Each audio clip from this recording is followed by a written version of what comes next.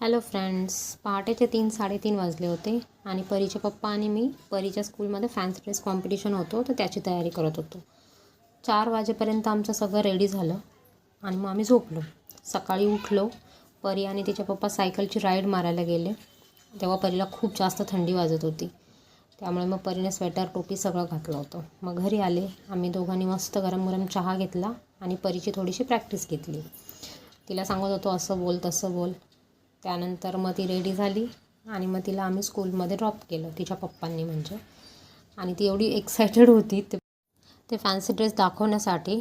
आणि स्कूलमध्ये गेल्यावर पुन्हा मग फोटोशूट व्हिडिओ वगैरे केले. आणि त्यानंतर मग सांगायचं राहिलं, परी सेकंड आली बरं का. आणि मग घरी आलो. त्याच्यानंतर मग तिला भरवलं, पण ती माझ्यावरती खूप चिडलेली होती, कारण तिला मी टी व्ही बघत बघत भरवत होते. या मुलांचा हाच प्रॉब्लेम आहे. यांना एक तर स्वतःच्या हाताने खायचं नसतं आणि आपण भरवताना टी व्ही किंवा मोबाईल हवाच असतो.